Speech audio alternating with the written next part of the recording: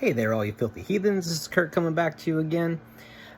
Just checking in the new year. Happy 2024. Hope everybody had a safe and Merry Christmas and a fun new year.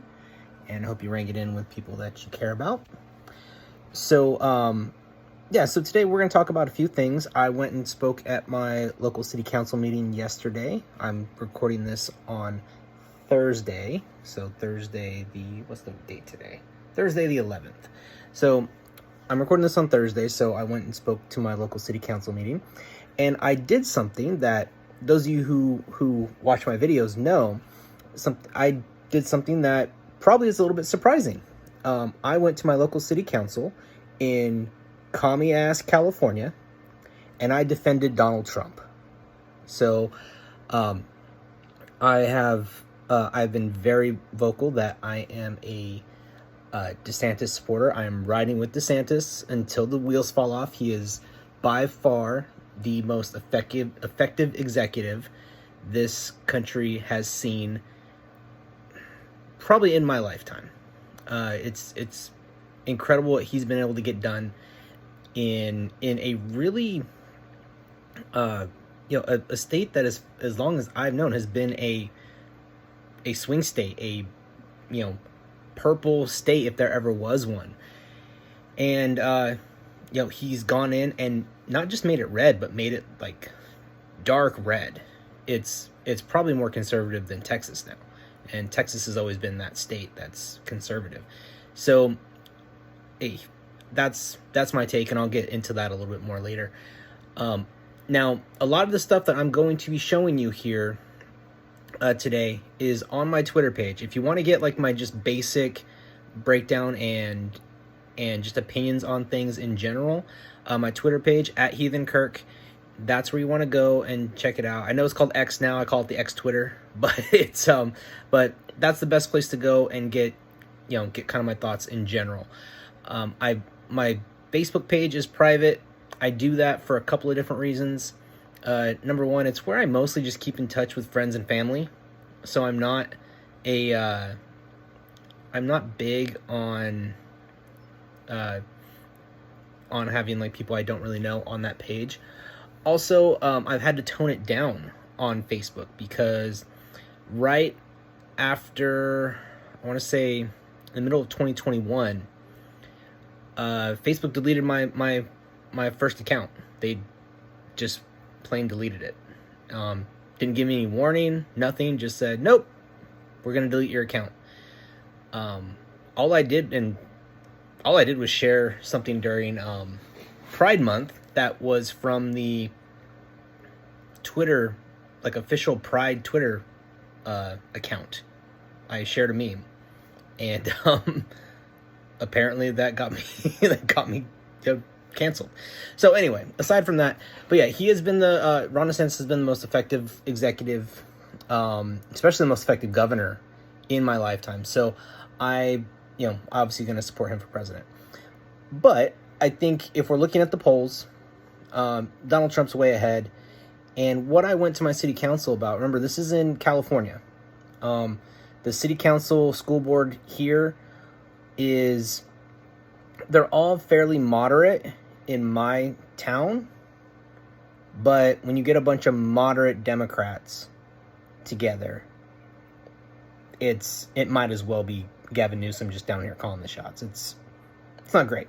So I went down there I didn't expect them to do anything. The city council, I almost, on a level, I kind of respect that they mostly just try to stick to kind of fun stuff, basically. Like, not like fun stuff, but they stick to like real issues that really matter to the city. And I can respect that to a certain extent. They don't want to get caught up in a bunch of nonsense, and that's great. They want to talk about things that are important, like how are we going to get the homeless off our streets or keep them off our streets.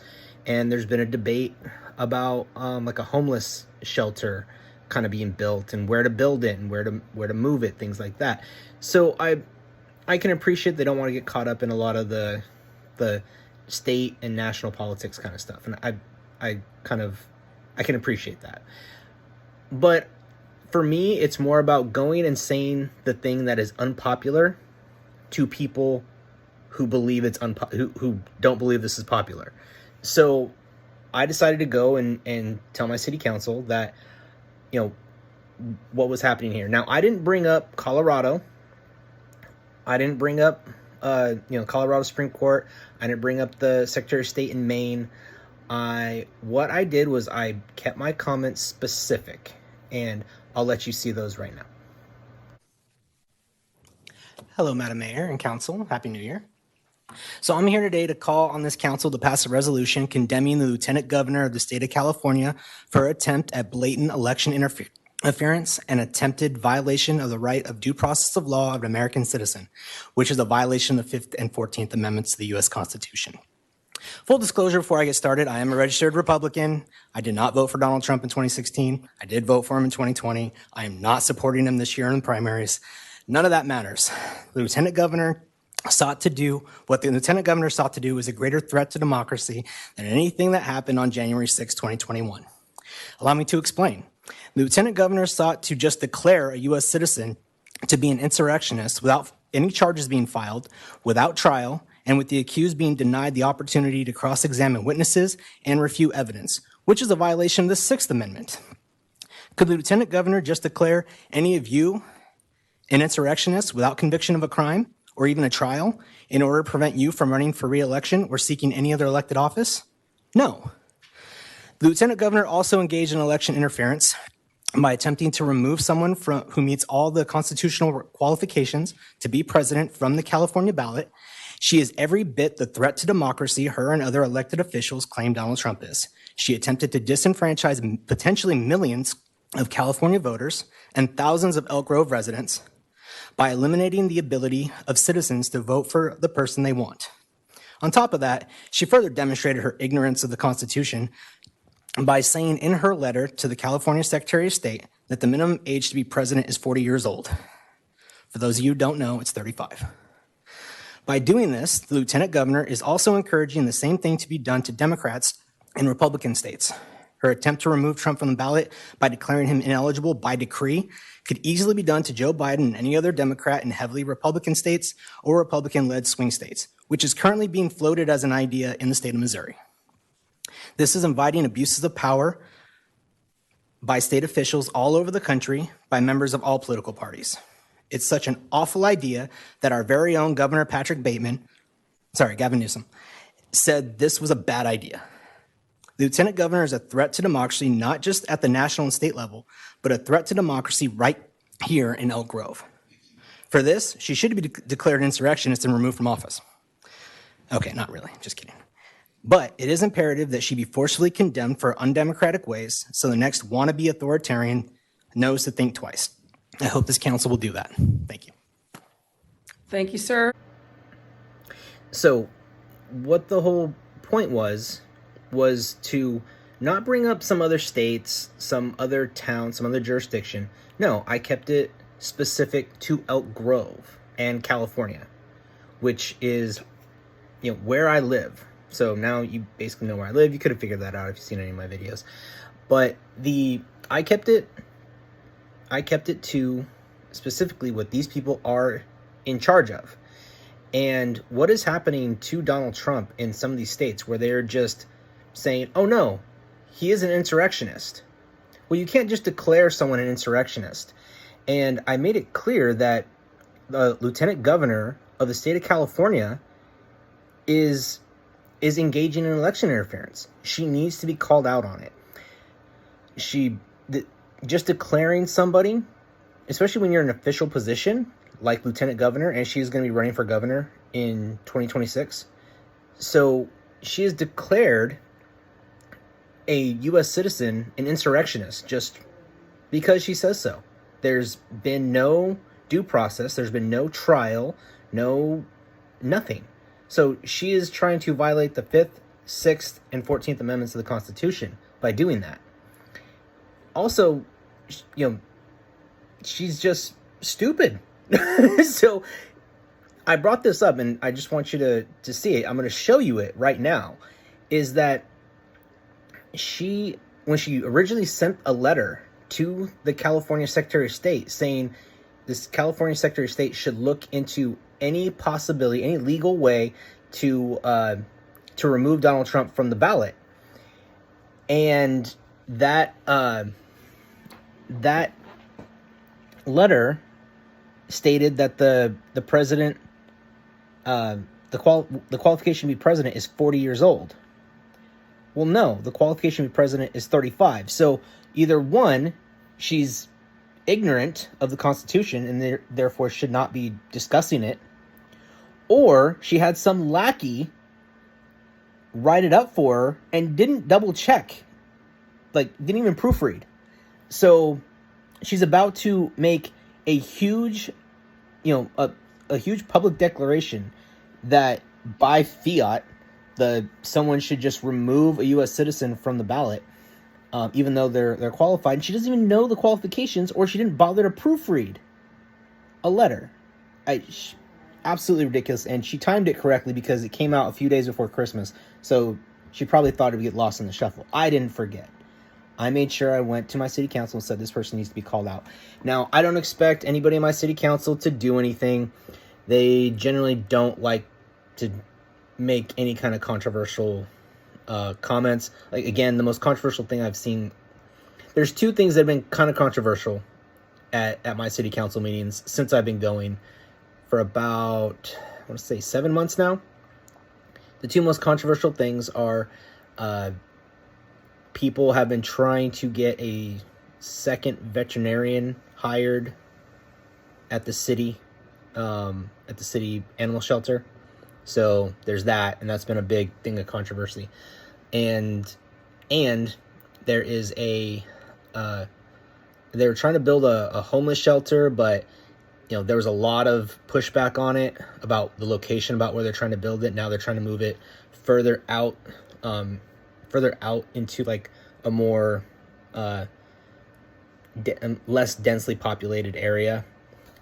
Less businesses around, stuff like that. So it's out a little bit, not in the middle of nowhere, but out more. So those have been like the two most controversial issues here. So I don't expect them to get involved in this, but sometimes you have to just go and say the thing. And that's what I did. Was I went and I wanted to tell them, like, this is not okay. Now there's another YouTube channel. It's called Oak Grove News.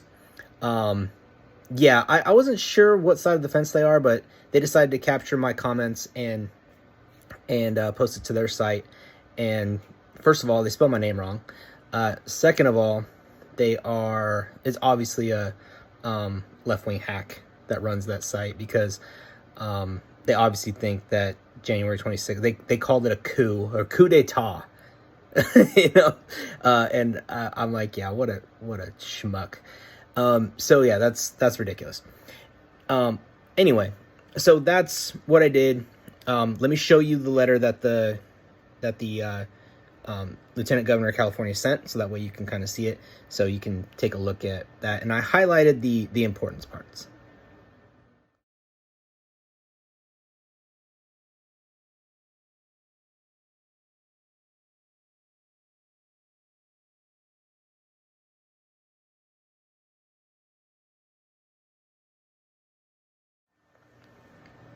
All right, so there you see it. Lieutenant Governor of California is either a moron or a bad administrator, one of the two. So maybe both. I don't know. But moving on, again, you can go and check all this stuff at my ex Twitter page, at Heathen Kirk. Go check it out. That's where I'm really kind of myself for the most part. Like, I do like to troll a little bit. So there you go. But go check that out. A lot of the stuff I have here, it's posted on my page. You can check it out there. The other thing I wanted to bring up is that yesterday was also a kind of a big political day. It was the last time you will really see the three main candidates in the 2024 Republican primary before primary season officially kicks off on Monday. So Monday is when the Iowa caucuses start. That is, it's usually not make or break for like front runners, but it's make or break for certain candidates. And what you're seeing here is the polls definitely show Trump way ahead. So that's why, Trump did his own thing. He's not participating in these Republican debates, and he is kind of doing his own thing, which on some level makes sense, but it does give other candidates the opportunity to bash him. It's like, oh, he's afraid of me. He's afraid of me. And to me, that stung a little bit more. It came across a bit more credible once you narrowed this field down to 2 or 3 people on stage. Once you started getting less people on stage at these Republican debates, it started becoming, I think it started becoming more clear, like, why aren't you debating at least like the next person below you or the next 2 people below? Why aren't you debating? So it does sting a little bit. I don't think it hurts Donald Trump that much. But here's another thing is, for some reason, these polls don't feel right. The primary, it's one thing when it's a primary, but for a caucus, I don't know.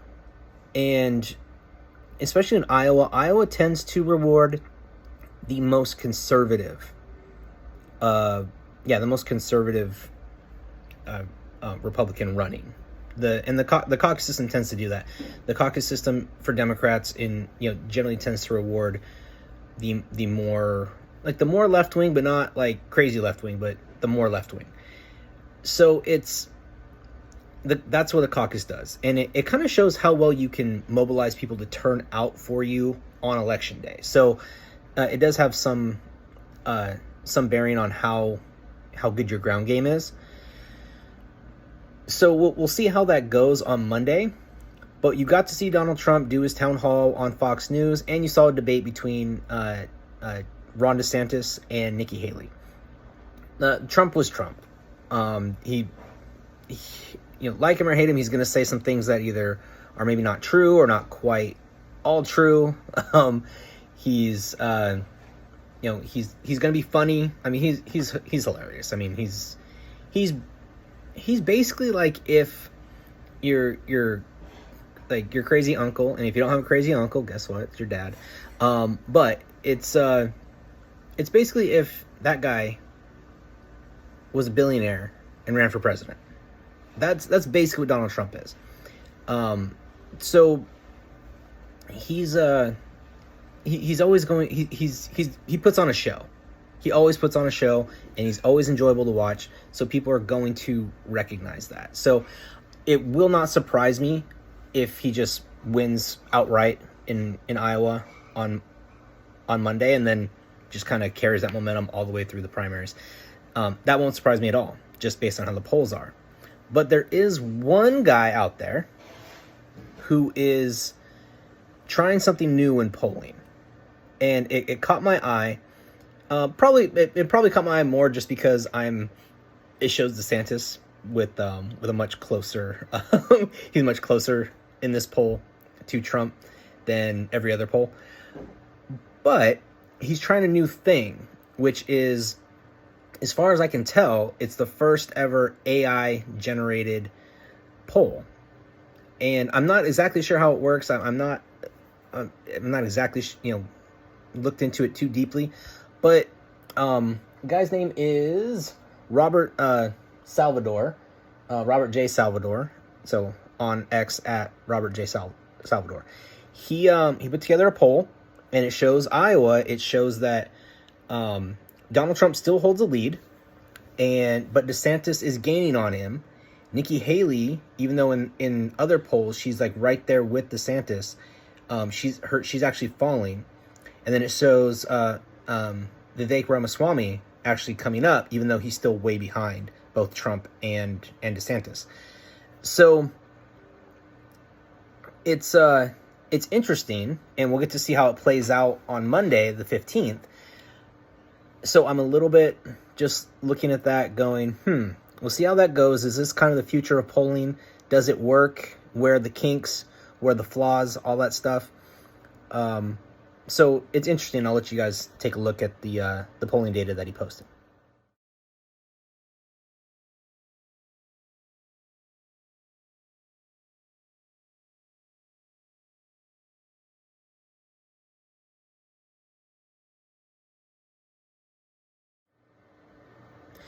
So, I mean, it's interesting. I don't know if it'll play out.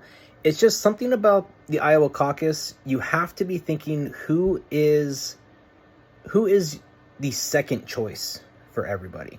Because I had a buddy who lived in Iowa for a while, and I've had some people talk to me about the Iowa caucus before who have either lived there or have family that live there, things like that. And the way it works, I don't really know how it works. I kind of almost want to move there for like a year or 2 years, like around an election, just to kind of get a, see what, experience the Iowa caucus.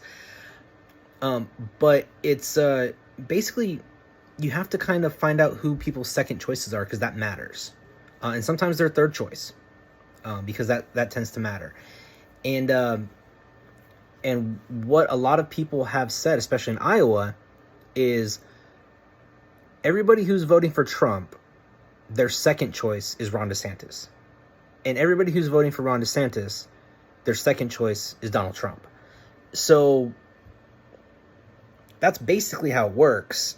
And so if you maybe get to a precinct and it doesn't, maybe there's not enough Trump people there, or something, maybe it ends up going towards DeSantis.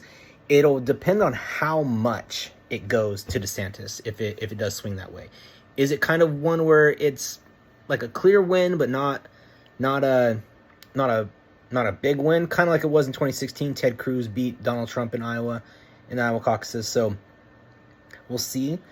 But based on that data, something that I've been saying for months about Vivek Ramaswamy, granted, he is way behind both Trump and DeSantis, but he's kind of climbing right now. And so you can't dismiss him, because if he beats Nikki Haley, if he beats DeSantis or Trump, if anything crazy like that goes, people are going to take a second look at him and see it, and they're going to see how that goes. Now, I kind of view him a little bit like Ron Paul was in 2008 and 2012, where in general I like what he's saying, but I don't know how that would play in a general election, and if that, we need to win. Republicans need to win. So I don't know how that would work. I don't think he could win the general. So it's rough, but also he doesn't really have anything other than he's great at campaigning. He says some good things, but sure, he's built a couple of good businesses, but he has no real experience. Now you could say, oh, Donald Trump didn't. Yeah, Donald Trump took like a year and a half to learn how to be president. I don't want that happening again. We need someone who already knows how to be president. I mean, there you go. So that needs to be a part of the equation. So yeah, I have said from the beginning, Ron DeSantis is my go-to guy. I recommend that if you are in Iowa, New Hampshire, South Carolina, you make sure you go and you vote for Ron DeSantis. That's my general take there. But yeah, I'm kind of fascinated to see that. As the primary keeps going, we'll see how much new content I want to put out about this. If Trump just steamrolls everybody, it's just going to be, well, we're in general election time. I'll probably see you in June, about the election anyway. I'm going to keep going to my local school board meetings and my local city council meetings. Be on the lookout. I'm considering running for one of them. I'm not sure yet. That's why I'm going to both. Mostly I just want to be involved in general, but I also know that if I decide to run, I want to see where I would actually be the most help and most effective in which role. So be on the lookout for that. And tell me what you guys think I should do for videos. Leave it in the comments. Again, go to my X Twitter page, at Heathen Kirk. Check that out. Tell me what you think. And what do you think I should be doing videos about? Should I be doing it more, covering my local school board and covering my local city council? Should I stick to more politics, like what's going on with the political? This is the year to be doing politics. So things like that. Also, I'm having some struggles with my computer. It probably is due for like a complete overhaul, new processor, new motherboard, all the things. So graphics card probably too. So tell me what you think are the best ones for that. But in general, I want to thank you guys for watching. Make sure you hit the like button. Make sure you subscribe to my channel, and make sure that you share this with your friends. And I will talk to y'all later. Thanks, guys.